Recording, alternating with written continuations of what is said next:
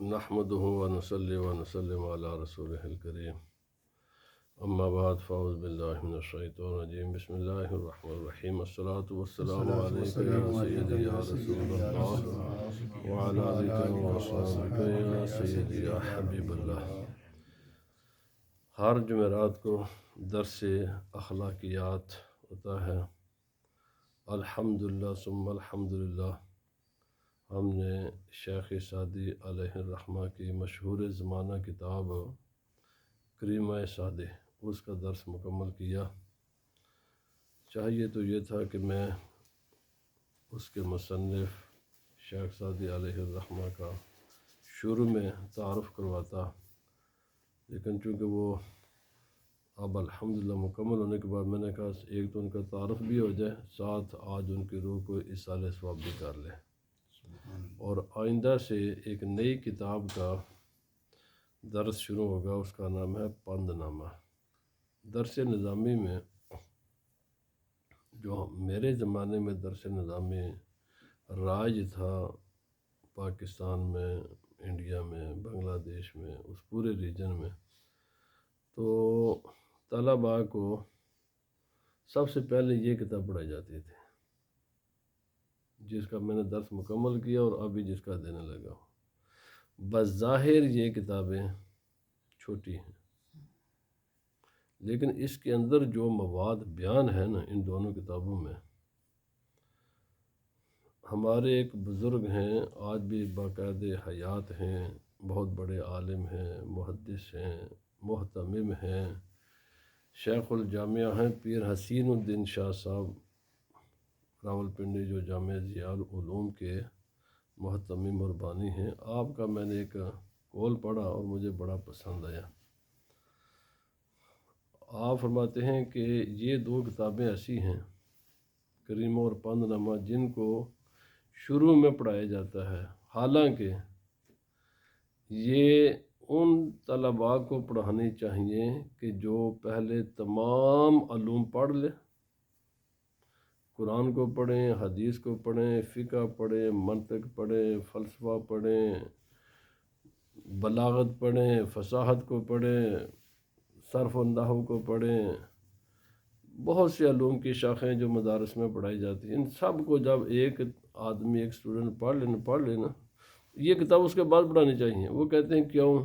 اس لیے کہ یہ قرآن کا، حدیث کا، فلسفے کا، ہر چیز، پورے علوم جو 8 10 یا 11 12 سال مدرسے میں پڑھائے جاتے ہیں، یہ ان کا خلاصہ ہے۔ اور ظاہر بات ہے ایک طالب علم پہلے دن جب وہ کہتے ہیں، جو ان کے رائے ہیں کہ جب طالب علم آتا ہے اس کو تو پتہ ہی نہیں ہوتا ان کی اہمیت کا۔ جب میں نے یہ پڑھا، اور اس کے سے پہلے بھی میں نے ایک بات پڑھی تھی، شیخ الاسلام والمسلمین خواجہ قمر الدین سیالوی رحمۃ اللہ تعالی علیہ، بہت بڑے پاکستان کے صوفی بزرگ، عالم، اور جن کے علم کا یہ حال تھا کہ مالک المدرسین علامہ عطا محمد بندیالوی رحمۃ اللہ تعالی علیہ، جن کی علمی ثقافت و فقاہت پر اور جن کے علمی مرتبے پر پورے بر صغیر کے علماء کا اتفاق تھا، اور اسی لیے ان کو مالک المدرسین کا لقب دیا گیا کہ یہ استادوں کے بھی بادشاہ ہیں۔ میرے پاس ان کی کتاب ہے، میں ان کی کتاب کا مطالعہ کر رہا تھا۔ میں یہ اس لیے کہہ رہا ہوں کہ آپ کو پتہ چلے یہ رائے دینے والا آدمی کتنا عظیم ہے۔ وہ یعنی اتنا بڑا علمی آدمی کہ وہ کہہ رہے ہیں کہ 2.5 آدمی میری نظر میں بر صغیر میں علم کے بادشاہ ہیں، 2.5 آدمی۔ ایک انہوں نے نام لیا خواجہ قمر الدین سیالوی، فرمایا میں نے جب بھی آئیے ان کے مدرسے میں، یہ ویسے بھی سنی سنائی باتیں نہیں ہیں، عرصہ دراز تک ان کے دربار پر یہ پڑھاتے رہے، اور یہ مفتی رہے، ان وہاں کے صدر مفتی بھی رہے ہیں علامہ عطا محمد بندیالوی صاحب۔ آپ فرماتے بے شمار مسائل ہمارے پاس آتے ہیں مختلف دنیا کے حصوں سے، اور میں فتویٰ لکھنے کے بعد بڑے دقیق ترین مسائل ہوتے ہیں جی. لوگوں کی دنیا کائنات وسیع ہے، ہر آدمی جو بھی کسی کے ذہن میں سوال آتا ہے اسلام نے اس کا جواب دیا ہے اور کتابوں میں تلاش کرنا پڑتا ہے. فرماتے جب بھی کوئی مسئلہ آیا، مشکل ترین مسئلہ بھی اگر آ جاتا تو میں جب خواجہ صاحب کے سامنے پیش کرتا نا تو مجھے ضرور ایسی بات بتاتے جو میرے علم میں نہ ہوتی، یعنی میرے علم میں کچھ نہ کچھ وہ اضافہ ضرور ہی کر دیتے. جب میں فتویٰ مکمل لکھنے کے بعد ان سے کہ جناب یہ میں جواب دینے لگا ہوں، اس بار آپ کی رائے کیا ہے، میں سمجھتا کہ میں نے حد کر دی ہے. یعنی ساری زندگی 60-70 سال پڑھاتا رہا ہوں تو کوئی کسی کتاب کا گوشہ میرے یعنی مطالعے سے رہ نہیں گیا، لیکن جب میں ان کے سامنے پیش کرتا وہ میرے علم میں اضافہ کر ہی دیتے کہ جناب یہ بات ہے فلانی کتاب میں لکھی ہے، اس کو بھی ذرا دیکھ لو. ان کی علمی یعنی وہ اس شان کے عالم تھے خواجہ قمر الدین سیالوی. دوسرا انہوں نے مفتی اختر جہاں بریلوی کا نام لیا. فرمایا میں نے ان کو دیکھا ہے کہ علم کے پہاڑ ہیں. سبحان اللہ. جب یہ ابھی ان کا وصال ہوا ہے تو باقی ایک اور کا نام تھا، چلو میں ان دونوں کا ان دونوں کو انہوں نے ذکر کیا ہے کہ یہ علم کے پہاڑ تھے. اب یہ خواجہ صاحب میں بات کرنے لگا ہوں اس کتاب کی اہمیت جس کا درس میں نے مکمل کیا ہے. پاکستان کے وزرائے اعظم، صدر، باقی لوگ ان سے بھی مشورہ کیا کرتے تھے مختلف علمی مسائل پر. جنرل ضیاء خصوصاً بڑا ان کا معتقد تھا اور بلایا بھی کرتا تھا، مختلف مسائل پر مشورے بھی کرتا تھا.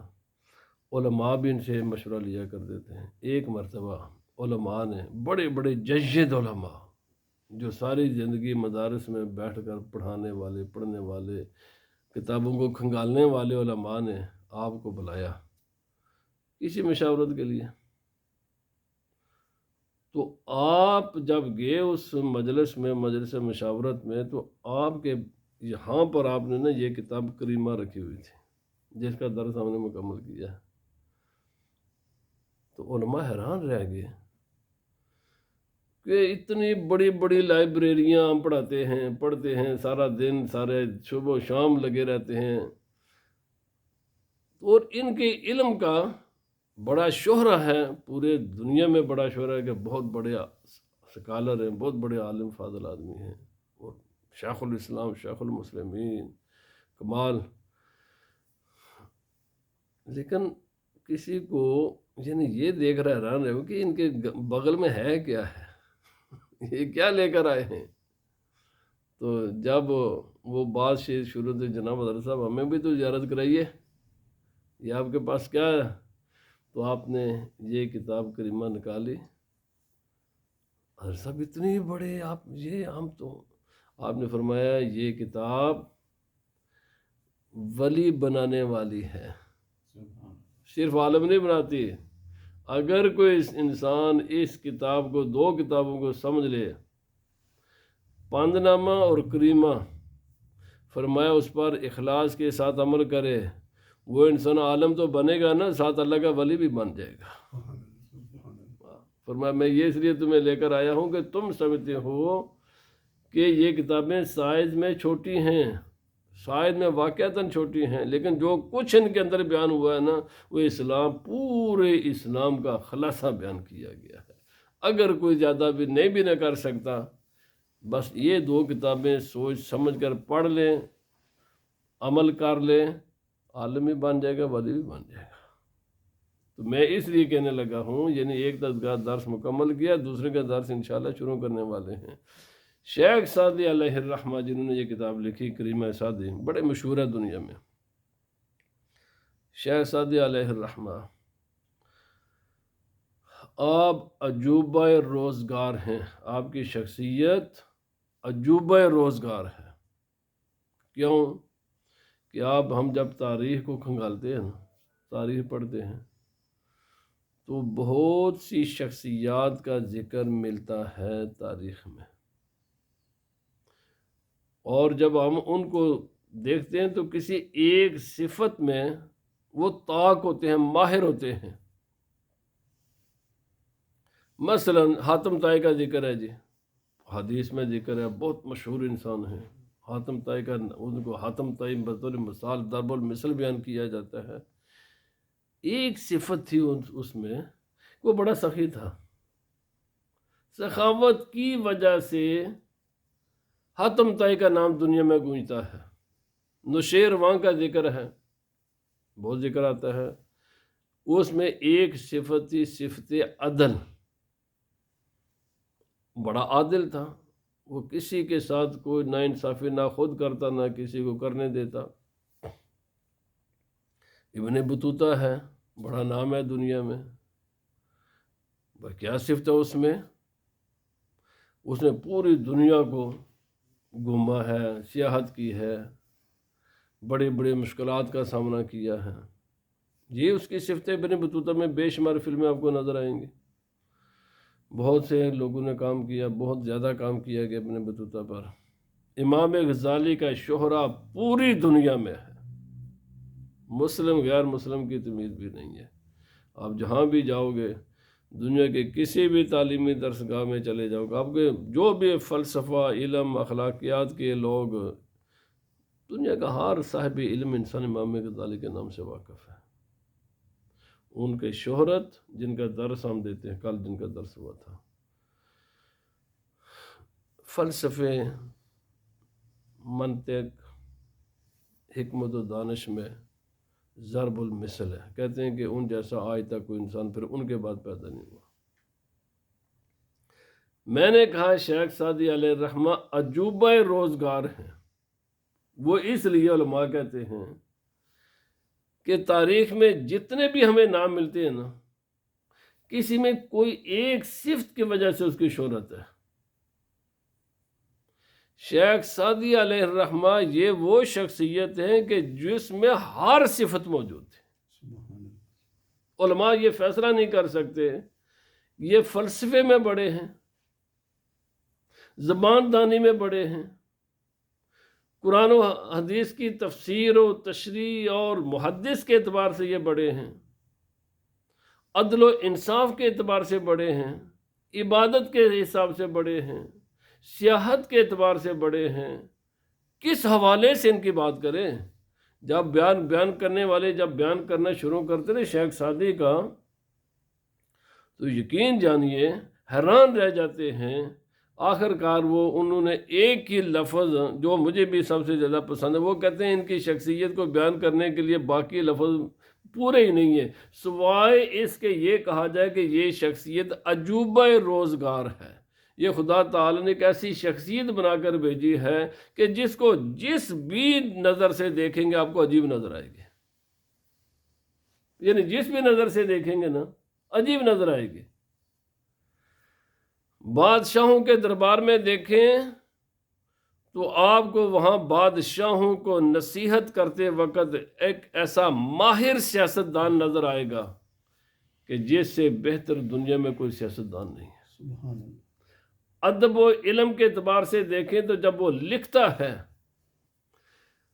لوگ انتہا کر چکے ہیں کوشش، اور آخر کار مانتے ہیں کہ شیخ سعدی کی کتاب گلستان، اس جیسی کتاب بڑے بڑے شاعر آئے ہیں، بڑے بڑے لکھاری آئے ہیں، بڑے بڑے ادیب آئے ہیں، کسی نے شعر میں کمال کیا، کسی نے نثر میں، مگر شیخ سعدی کی کتاب گلستان کا جواب آج ایک بھی نہیں دے سکا۔ یعنی اس پل ہم پلہ کتاب، بلکہ علماء تو یہ حیران ہیں، ہم اس کتاب کو شعر و شاعری کی کتاب کہیں تو جب دیکھتے ہیں تو اس میں نثر ہے، اور جب نثر کہیں تو اس میں شعر ہیں۔ یعنی فیصلہ نہیں کر سکتے کہ ہم اس کو شعر یہ کہیں کہ شاعری کے نقطہ نظر سے ہم اس کو پرکھیں، تو جب اس کو شاعری کے نقطہ نظر سے دیکھیں گے تو جناب اس میں آپ کو نثر نظر آئے گی، نثر کے دیکھیں تو اشعار نظر آئیں گے، اچھا دونوں سے دیکھیں تو اخلاق نظر آئیں گے، اخلاق دیکھیں تو سیاست نظر آئے گی۔ کوئی بھی پہلو یقین کریں شیخ سعدی علیہ الرحمہ کی اس کتاب کے بارے میں آپ پڑھیں، اور یہ بھی میں عرض کروں، کوئی دنیا کی ایسی زبان نہیں ہے، کوئی بھی روئے زبان پر ایسی زبان نہیں ہے جو مشہور دنیا کی زبانیں ہیں، شیخ سعدی کی کتابوں کا ان زبانوں میں ترجمہ آپ کو نہ ملتا، کوئی بھی ایسی زبان نہیں ہے۔ جو لوگ علم کے پیاسے ہیں نا، وہ چاہے کوئی مسلمان ہے چاہے غیر مسلم ہے، چاہے وہ مشرقی اقوام ہیں چاہے وہ مغربی اقوام ہیں، جب شیخ سعدی کو پڑھتے ہیں تو اش کر اٹھتے ہیں۔ یہ وہ شخصیت ہے، میں جنہیں یہ اجمالی ان کے۔ اور پھر دنیا میں ایک اور بھی بات ہے، بڑی دنیا ہوئی ہے، آج بھی ہے، آئندہ بھی ہوگی، پیچھے بھی گزری ہے۔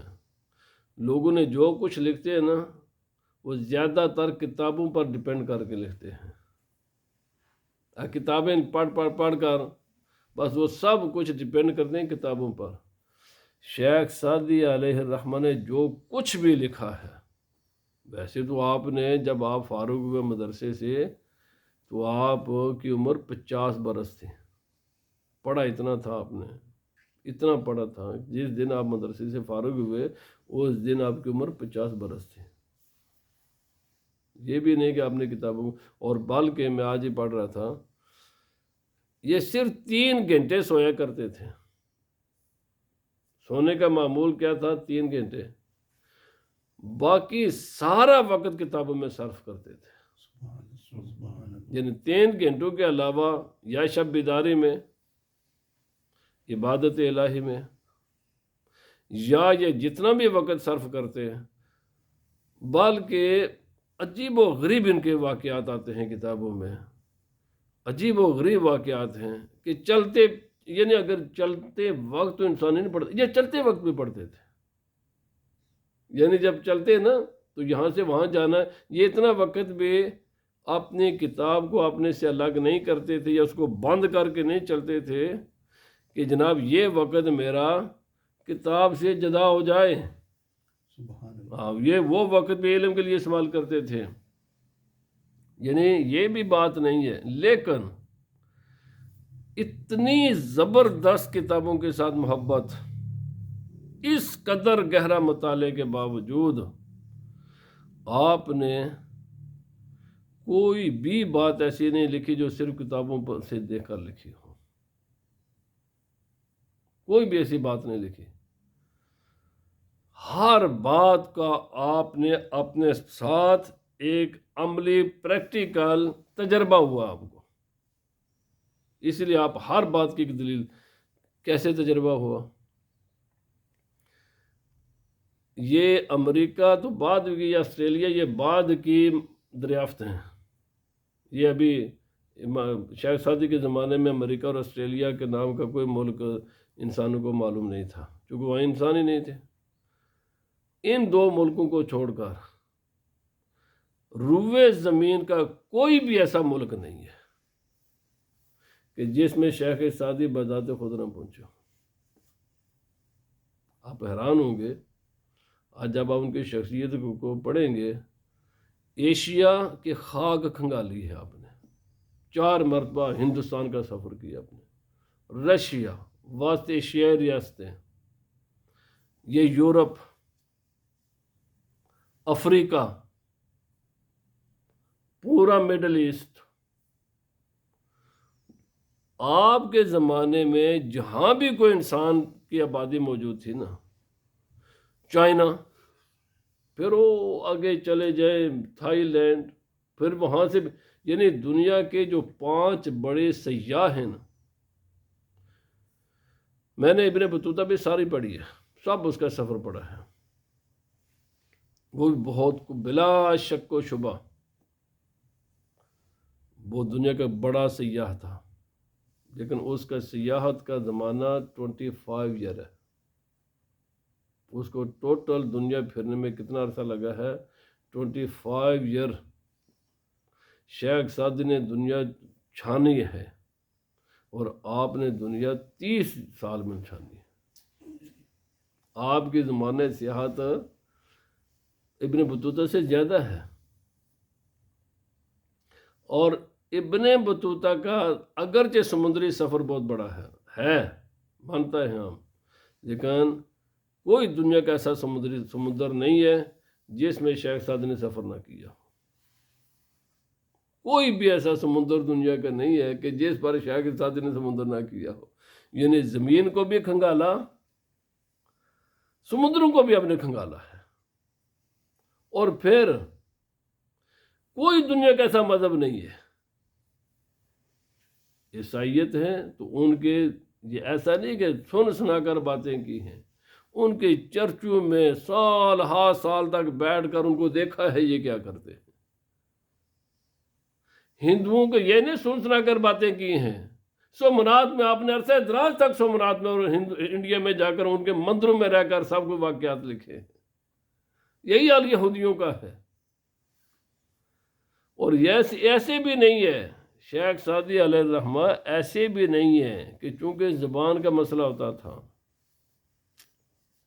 اب فرانس میں بھی آئے، پورے اس یورپ کو آپ نے کھنگالا ہے. میں اپنی بات کر، ایک آدمی کے ان سے پہلے نام سنا تھا، فارابی. 70 زبانوں کا ماہر تھا، 70 زبانوں کا ماہر آدمی تھا فارابی. بہت بڑا فلسفی ہے، بہت بڑا نام ہے فارابی کا. بہرحال وہ تو اس کے میں نے اس کے بارے میں پڑھا کہ وہ 70 زبانوں کا ماہر تھا. لیکن اس کے بعد ابھی ہمارے علامہ شاہ احمد نورانی رحمۃ اللہ تعالی علیہ، آپ کا وصال ہوا، میں نے ان کو سنتے دیکھا بھی ہے. کئی زبانیں، 17 زبانوں کے ماہر تھے. بے شمار زبانوں کے میں ان کے لیکچر موجود ہیں. عربی تو ان کے گھر کی زبان تھی، اردو تو اپنے مادری ان کی زبان ہے، ٹھیک ہے نا جی.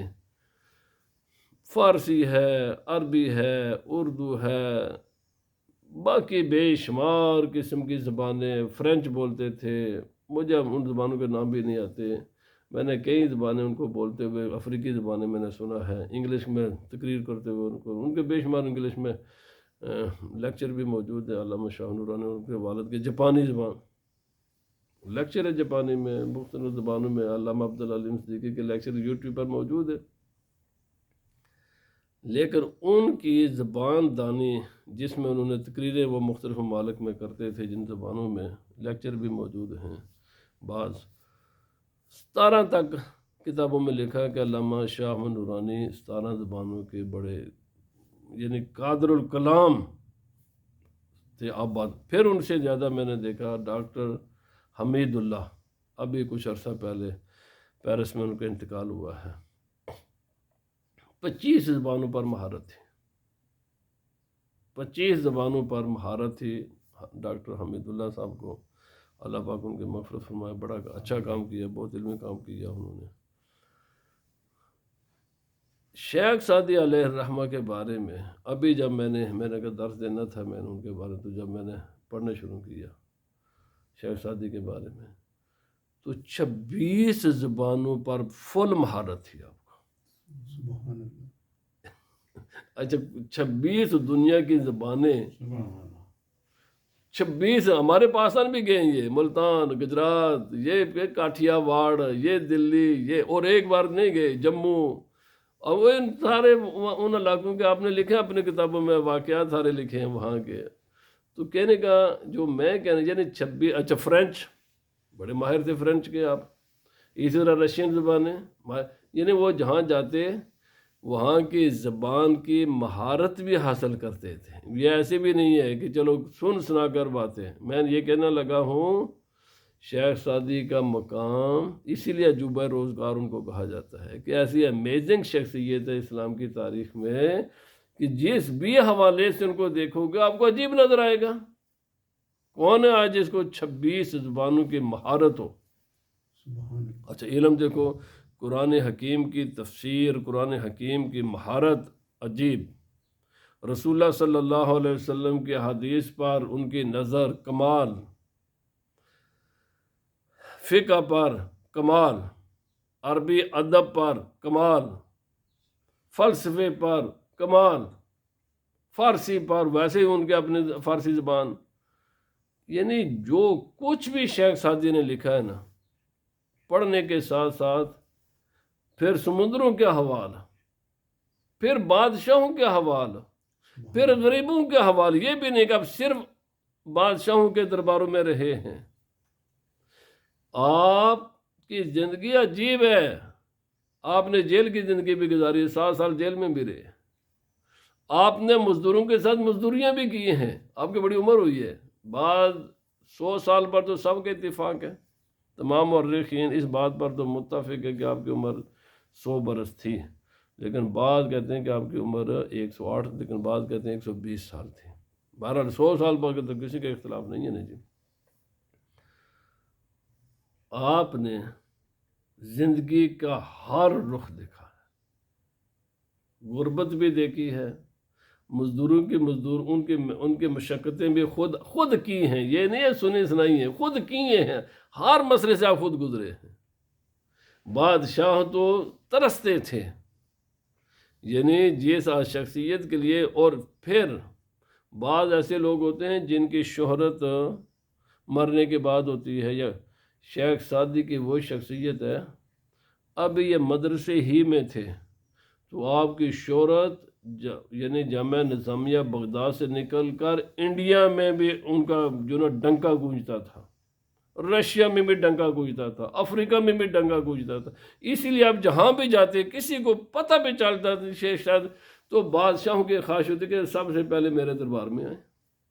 اتنی شہرت تھی آپ کی، اور یہ شہرت آپ کی بچپن ہی سے شروع ہو گئی تھی، سبحان اللہ. کیونکہ اللہ رب العزت نے شیخ سعدی کو ایسی زبان عطا کی تھی، ایسا کمال عطا کہ میں آپ کو عرض کروں. میں نے یہ بات کی کہ آپ کو عجوبہ روزگار کہا جاتا ہے کہ اللہ رب العزت نے ایک ایسی شخصیت پیدا فرمائی ہے کہ یہ اس کے لیے یہی لفظ مناسب ہے کہ یہ عجوبہ روزگار شخصیت تھی، اس میں ہر خوبی موجود تھی. اب یہ ہے کون ہے، ان کا بیک گراؤنڈ کیا ہے، تفصیلاً عرض کروں تو گھنٹے اور گھنٹے ان کی شخصیت پر بولتے ہیں لوگ، اور آج بھی سر دھنتے ہیں ان کی شخصیت پر جب کلام کرتے ہیں. کہتے ہیں کہ تاریخ نے ایسا آدمی ابھی تک پیدا نہیں کیا، پھر ایسا آدمی شیخ سعدی جیسا. اور بلکہ میں آج صبح پڑھ رہا تھا، خاص کر کے ان کی کتاب گلوسن، فرمایا اس طرز تحریر کا وہی موجد ہے اور وہی اس کا خاتم بھی ہے. ایسی طرز تحریر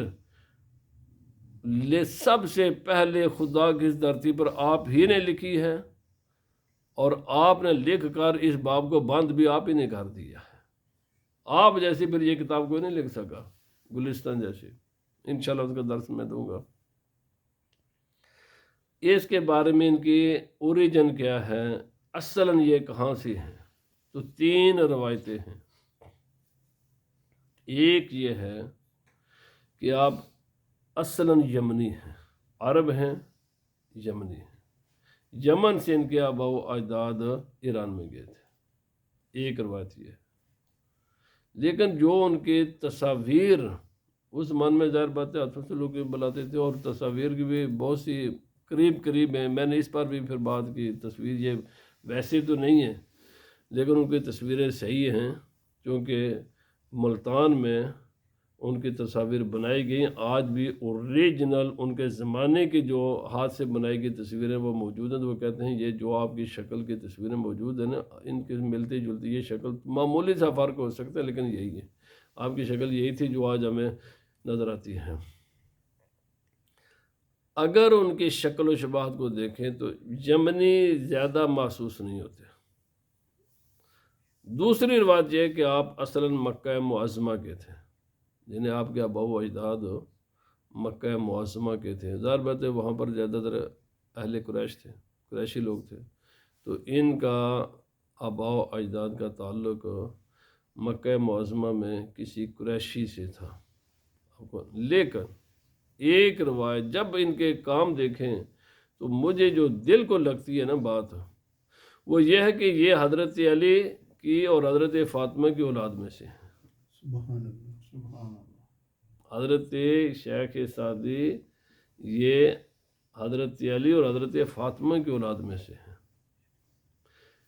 مجھے جب ان کی شکل شباہت، میں اپنے دل کی بات کرتا ہوں، اور ان کی جو علم اور یہ جو محیر العقول، انسانی عقلوں کو جس نے دنگ کر دیا جس کے علمی اور جس کے کارناموں نے، چونکہ اتنی بڑی صلاحیتیں یہ سادات کرام ہی میں ہوتی ہے، یہ نبی پاک صلی اللہ علیہ وسلم کے خون ہی میں یہ چیز ہو سکتی ہے۔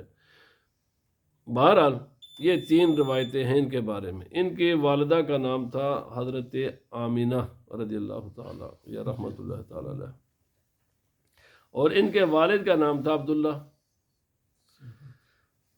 انشاءاللہ اگر آج میں پھر انشاءاللہ، یہ بڑ کمال شخصیت ہے۔ ہمارا درس کا وقت محدود ہوتا ہے، ساری چیزیں بیان نہیں کر سکتے، ہم کہتے ہیں لوگ خود ہی پڑھے ان کو۔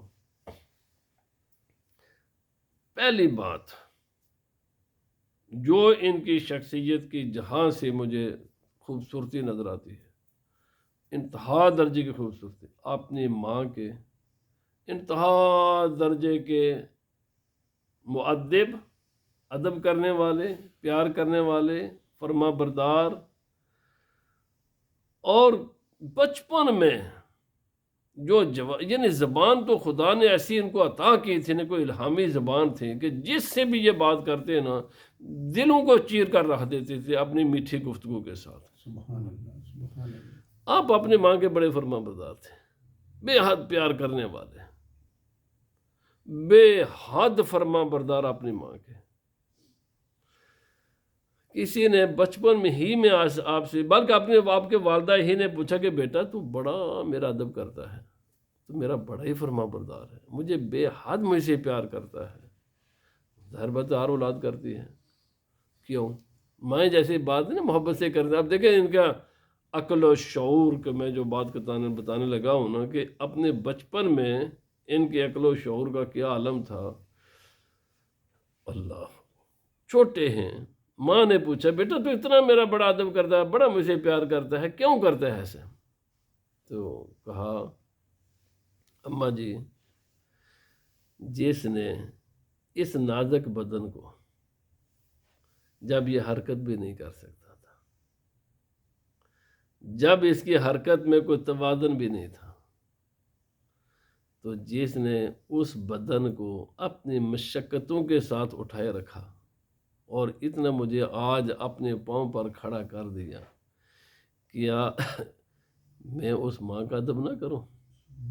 سبحان اللہ۔ کیا میں اس ہستی کا یعنی اس کی خدمت نہ کروں؟ کیا وہ ہستی اس قابل نہیں کہ میں اس سے محبت نہ کروں؟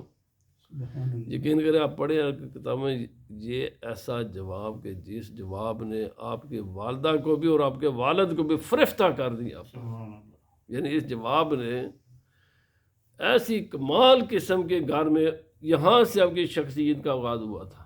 سبحان اللہ۔ آپ کے والد، آپ کی تربیت کا بھی اثر ہے۔ دیکھو نا، 4-5 سال کا بچہ ہو اور خیالات کی کتنی بلندی ہے۔ آپ ان کے والد کی بات، حضرت عبداللہ کے والدین دونوں انتہائی عبادت گزار، سبحان اللہ۔ انتہائی عبادت گزار، انتہائی نیک، انتہائی پارسا، انتہائی متقی۔ اور بھائی جب بیج اچھا ہوتا ہے نا تو اسے درخت بھی اچھا ہی نکلتا ہے، اس کا پھل بھی میٹھا ہی ہوتا ہے۔ جب ماں بھی نیکوکار ہو، باپ بھی نیکوکار ہو، دونوں تہجد گزار ہوں، دونوں عبادت گزار ہوں، تو ظاہر بات ہے پھر ان کے گھر میں شیخ سعدی نہیں پیدا ہونا تھا نا۔ سبحان اللہ۔ اب ہوا کیا، یہ آج کی بات یہاں ختم کرتا ہوں۔ شیخ سعدی علیہ الرحمہ آپ کے جب تھوڑے سے بڑے ہوں تو آپ کو لے کر آپ بادشاہ کے دربار میں گئے، اور بادشاہ کے ساتھ ان کے مراسم، پہلے یہ خاندان علمی طور پر بھی اور ویسے بھی عبادت کے اعتبار سے اور ہر اعتبار سے ایک انتہائی معزز خاندان تھا شیراز کا۔ آپ شیراز میں پیدا ہوئے، شیراز سے کچھ مائل باہر ایک گاؤں میں آپ کی پیدائش ہوئی ہے۔ بادشاہ کے دربار میں گئے، ابھی آپ کی عمر 9-10 سال تھی، 10 سال اس وقت، کیونکہ 12 سال جب آپ کی عمر تھی تو آپ کے والد کا انتقال ہو گیا تھا۔ 8-10 سال کے بعد 10 سال آپ کی عمر تھی، بادشاہ کے دربار میں گئے، اور شکل و شبات کے بہت خوبصورت، انتہائی خوبصورت تھے۔ تو بادشاہ نے جیسے ایک بچوں سے بات چیت ہوتی ہے پوچھا بیٹا آپ کتنے بڑے ہیں، یعنی آپ کی عمر کیا ہے؟ آپ نے 10 سال کی عمر میں ایسا جواب دیا کہ بادشاہ بھی حیران رہ گیا اس بات پر۔ آپ نے فرمایا جو آپ کی عدل و انصاف کے 10 سال جب آپ نے گزار لیے نا، تو میں اس 10 سال کے بعد دنیا میں آیا۔ یعنی ایسا بادشاہ کو جواب دیا، ایسا جواب دیا کہ وہ جواب سن کر بادشاہ بھی اش کر اٹھا کہ ایک اتنا سا بچہ ہے، عمر بتانے کے بجائے کیا کہا کہ آپ کے عدل و انصاف کو 10 سال گزر چکے تھے کہ میں دنیا میں آیا۔ سبحان اللہ۔ بتا دیا نا آپ کے عدل و انصاف کو 10 سال گزر چکے تھے کہ میں دنیا میں آیا۔ آپ نے ایسا خوبصورت الفاظ میں جواب دیا کہ بادشاہ، اس وقت پھر بادشاہ نے آپ کے والد کو تاکید کی کہ یہ کوئی معمولی انسان نہیں ہے اور یہ معمولی انسان نہیں ہوگا، تم نے اس کی تعلیم پر خصوصی توجہ رکھنا ہے اور جو بھی اس کی تعلیم کے لیے بن پڑے کرنا ہے، اگر نہ ہو سکے تو جو بھی ہم سے اس کا کرنا ہے، لیکن اس کی تعلیم پر اس لیے کہ اس کا یہ ایسا جواب کمال قسم کا۔ میں اب آپ کے والد نے آگے دو اختلاف ہیں، بعض کہتے ہیں کہ اس کے بعد آپ کے والد کا وصال ہو گیا 12 سال کی عمر میں، پھر آپ کے والدہ نے کچھ عرصہ آپ کی تربیت کی، بعض کہتے ہیں آپ کے چچا نے کی۔ انشاءاللہ کچھ زندگی میں چچا کی بات بھی بتاؤں گا۔ آپ پھر اپنے چچا کے پاس کچھ عرصہ رہے اور پھر آپ نے اپنے چچا سے اجازت لے کر جامعہ نظامیہ بغداد میں داخلے کا ارادہ کیا۔ جب ارادہ کیا تو آپ اپنے گھر سے، ہم کیا کرتے ہیں جی جب سفر پر روانہ ہوتے ہیں، جناب میرے بیگ وچ کپڑے بھی رکھ دے جے، میرے بیگ وچ فلانے سویٹاں دا ڈبہ بھی رکھا جے، میرے بیگ بھی فلاں چیزیں بھی رکھ دیں۔ شہزادی نے جب اپنے گھر سے شیراز سے روانگی آپ کی ہوئی بغداد کے لیے، ابھی چند چھوٹی عمر کے تھے آپ، زیادہ عمر نہیں تھی آپ کی، آپ نے اپنے بیگ کو صرف ایک چیز سے بھرا اور وہ چیز تھی کتابیں۔ کتاب راہ کے بیگ تو بھرا ہوا تھا، راستے میں ڈاکو آ گئے۔ کمال واقعہ ہے یہ بھی، ڈاکوؤں کا واقعہ بھی بڑا کمال ہے۔ ڈاکو نے ان کے سارا بیگ لے لیے، بھاگ گئے۔ آپ کو جب ڈاکو بھاگے تو آپ نے ڈاکو سے کہا کہ خواہ مخواہ وزن اٹھانے کی زحمت دوبارہ کرو گے تمہیں اس میں سے کوئی نفع نہیں ہوگا، میری بات سنو۔ ایسی خوبصورت آپ نے گفتگو کی ان ڈاکوؤں سے، ایسی خوبصورت الفاظ میں گفتگو کی کہ وہ جو ڈاکو تھے ان کا آپ کی گفتگو سن کر اس تھوڑی سی عمر میں انہوں نے 2 کام کیے۔ ایک تو اپنی سواری دے دی ان کو، کتابیں بھی دی۔ آپ نے فرمایا بھائی یہ وہ چیزیں سوائے بوجھ اٹھانے کے تمہیں ان میں سے کچھ نہیں ملے گا، یہ تمہاری کام کی چیزیں نہیں، خواہ مخواہ میری کتابیں لے کر کدھر بھاگے جا رہے ہو بھائی، تمہیں ان میں سے کچھ نہیں ملے گا، میری بات سن لو پہلے، دیکھو کھول کر، یہ تمہارے کام کی چیزیں نہیں ہیں۔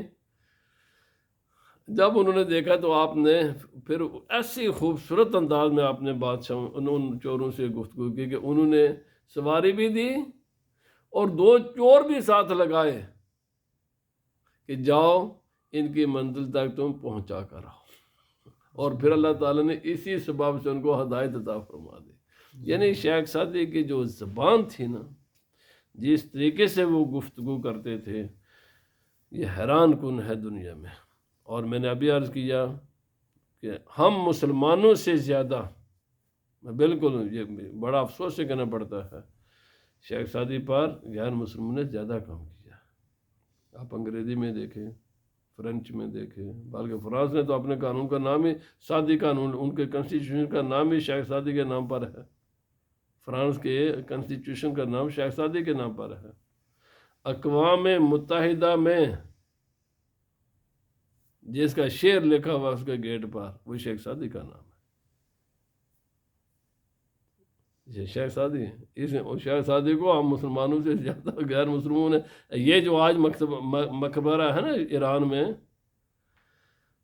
یہ مسلمانوں نے بنایا ہوا، انگریزوں کو بنا ہوا، انگریز نے اپنے ذاتی خرچے پر تعمیر کیا تھا اس کو۔ بہرحال تھوڑا سا شرم بھی آتی ہے، یا بھی آتی ہے کہ جو وہ ہمارے اسلاف کہ جن کے کارناموں کو دنیا کے سامنے اور جن کے راہ پر ہمیں چلنا چاہیے تھا، ان راہوں پر غیر مسلموں نے چل کر کتنا عروج حاصل کیا ہے۔ آپ شیخ سعدی کا نام لکھیں، دنیا کی ہر زبان میں ان کا نام آئے گا، اور دنیا کی ہر قوم نے ان سے نفع حاصل کیا ہے۔ ہم ہیں کہ بس پڑھتے ہیں، کبھی سوچے بھی نہیں کہ شیخ بس چند ویسے تو مشہور ہے، عوام میں بھی آپ کا نام مشہور ہے، بس نام کیا تک رہ گیا ہے۔ ورنہ شیخ سعدی علیہ الرحمہ کا جو کام ہے نا، علم کا، فلسفے کا، اخلاقیات کا، آپ سے بڑھ کر امام غزالی کو معلم الاخلاق کا بہت بڑا دنیا میں نام ہے اخلاقیات میں امام غزالی کا، فلسفے میں، لیکن امام غزالی کی بات سے بھی بڑھ کر اگر کوئی، چونکہ ان کے ایک الگ انداز ہے، ان کا ایک الگ انداز ہے، وہ شیخ سعدی علیہ الرحمہ ہے۔ تو اللہ تعالیٰ انشاءاللہ، میں نے کوشش کی تھی کہ آج ان کی شخصیت کے سارے پہلو کچھ بیان کر دے، پھر زندگی رہی تو انشاءاللہ میں آئندہ 15 کا شروع کروں گا، اور وہاں پر شیخ فرید العطار کا پھر ذکر کریں گے، وہ ان کے بعد کے ہیں، وہ بھی انہی دونوں سے متاثر ہیں۔ پھر مولانا جلال الدین رومی ہیں، وہ بھی پھر شیخ عطار سے متاثر ہے، لیکن بیسیکلی اسلام کی تاریخ میں حضور سید غوث اعظم رضی اللہ تعالیٰ عنہ، امام غزالی، شیخ سعدی، ان کا زمانہ قریب بالکل، یا تو یہ ایک ہی زمانے کے ہیں یا بالکل قریب ہیں۔ ویسے تو اس میں تھوڑا سا اختلاف ہے، لیکن ان اختلافات کو میں صبح بھی پڑھ رہا تھا، اتنے بڑی نے، اصل میں ان کا زمانہ ایک ہی ہے۔ تو انہی کے پھر بعد میں انہی سے متاثر ہوئے شیخ فرید العطار، پھر ان سے متاثر ہوئے امام جلال الدین رومی، اور ان سے پھر متاثر ہوئے علامہ اقبال، وہ ان کو اپنا پیر مانتے ہیں۔ تو پھر علامہ اقبال ہی نے پھر تصور پاکستان پیش کیا، پھر وہی تو اصل میں اس کی بنیادیں ان بزرگوں نے رکھی ہوئی ہیں۔ پھر اللہ تعالیٰ ہمیں سب احباب ایک بار سورۃ فاتحہ 3 بار کل شریف پڑھ لیں تاکہ ان کو روح کا ثواب کیا جائے۔